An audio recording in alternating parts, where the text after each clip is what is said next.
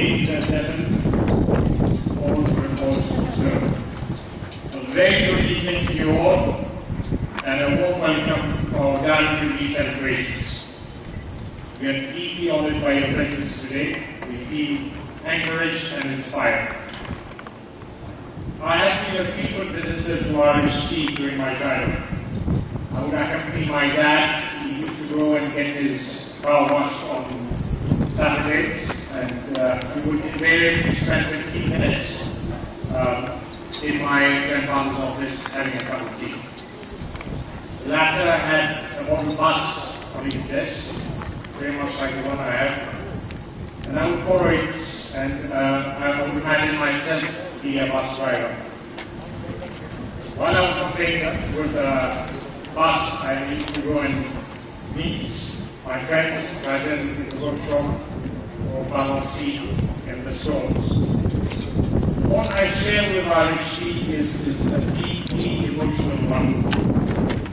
Despite getting a doctorate from Bristol and getting a job opportunity with Ipswich, my heart always was for RHT, and I get that. On this momentous occasion, as I take down every game, I would like to quote Henry Ward. We should not judge people by their peak of excellence, but by the distance they have traveled from the point of their start. I begin this story's journey with a historical perspective. On April 28, 1954, 5 individual bus operators got together and started the first bus transport company, which came to be known as Rural Transport. These individuals were Jagannath Govardhan, Moss Rogare, Ghulam Mahmud Kariman, Min Kyan Singh, and Wali Stanley. They were also joined by Captain of Industry Michael Dick. The headquarters of the company was on Edith Cavern Street Fortress, and as Gerard mentioned, in the first year of operation, the company transported 612,000 passengers. We also introduced the first double-decker bus. In those days it was called District Out, and from what Tristan has researched, Malcolm Rizadal was also one of the many passengers who would take the District Out regularly. Due to persistent losses, the Mauritian Rail Network was closed in 1964. The gap left in the public transport industry new challenges and opportunities emerged. Mr. Jagannath Govardhan, the first managing director, the former president of the Federation of Transport, capitalized on this opportunity. He worked closely with Sir Howard Walter, the Minister of Transport, and other principals of the bus transport industry to forge an efficient and modern bus system. In 1971, the country went through basic national strikes, and the economy came to a halt. Following a request by Sir Sagaram Ram for the transport and dealing services, Jagannath Govardhan and employees of the company demonstrated courage by leading the whole in a tough situation. This security was not granted by the best at that time. Our brand tagline is leadership to the operation, and since its inception, the company has brought constant improvements to its services. Automatic transmission systems were brought in as early as 1960. Mr. Sanjeeva Govardhan joined the company in 1990 and went to take the stewardship of the company in 1994. Under his impetus, numerous innovations were introduced. Business diversification became a priority, and today activities range from information technology, property development, and investments. And RHT Bus Services Fleet Management using GPS was implemented in 1997. Recruitment of lady conductors and other persons in the industry happened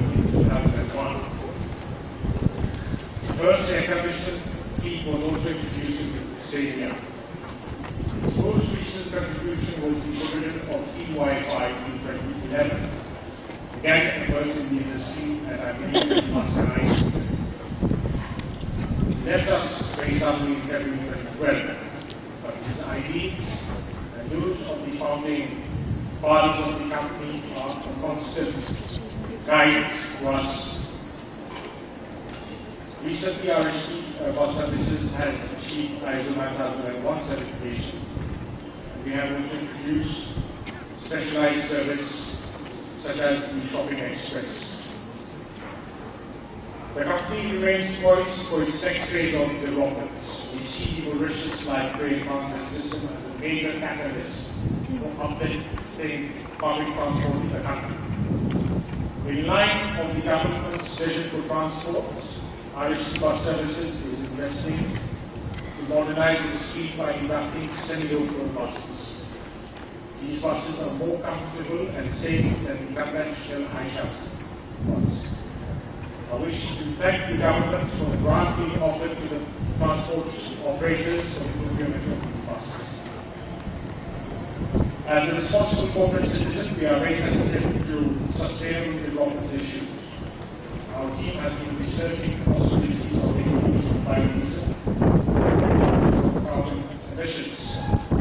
Since we know that the competent authorities will ease the restrictions to the commercialization of consent. RHT Bus Services has developed considerable expertise in the transport sector over the years. The company is currently elaborating investment plans for mainland Africa. We believe we can add value to knowledge, sharing and licensing technology. We are confident that the next growth phase for the company will come to market as on the occasion of our 60th anniversary, I would like to take the opportunity to thank the team of RHT who have worked tirelessly to build our brand. Our reputation over the 6 decades has been forged on the value of dedication and integrity. I wish to thank the shareholders who, through thick and thin, have supported the management of the company and have helped to build a strong enterprise that has contributed significantly to the economy of the company. We are also very fortunate to have a visionary board.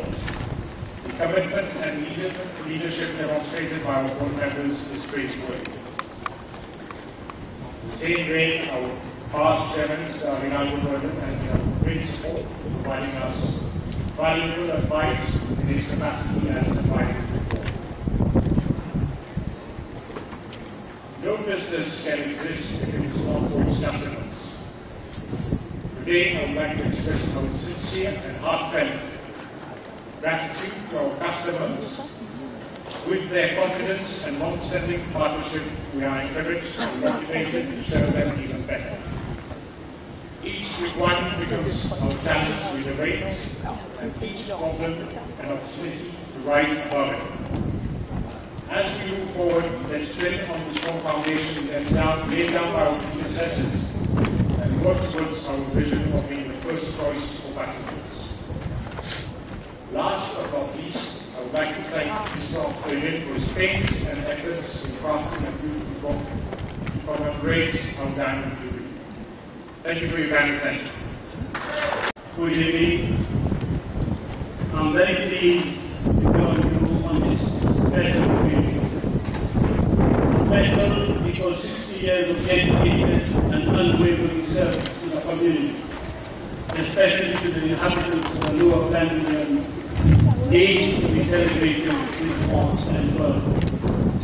On this auspicious occasion, I wish to congratulate, love and thank you not only to the founding fathers of the Mauritian transport for their contribution and their vision to the development of the bus transport system in Mauritius, but also to the hundreds of workers who, since its creation, have served the company so well.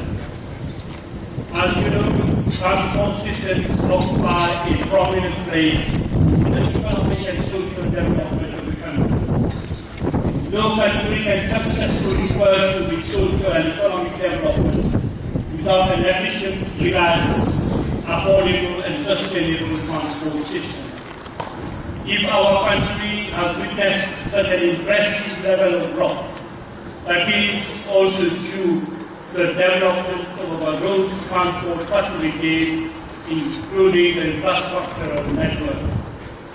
Today, it is easier to commute from one place to another because our public transport provides inclusive mobility across the country for all our citizens indiscriminately.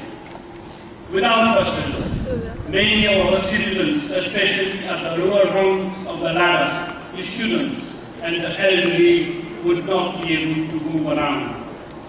Buses indeed perfectly complement other transport modes by taking commuters and travelers from their point of departure to their final destination. Many of you present here will surely recall the good old days when people, particularly those in the rural area, would walk long distance to move from one place to another because of lack of transport facilities, or else they would spend the night at the visitor's place and return home the next day because of the lack of transport facilities in those days. Our school children were also not spared from such difficulties as they had to walk long distances to reach their school. Today, thanks to the vision of people like Jagannath Gowal and many others, the bus transport system has improved considerably.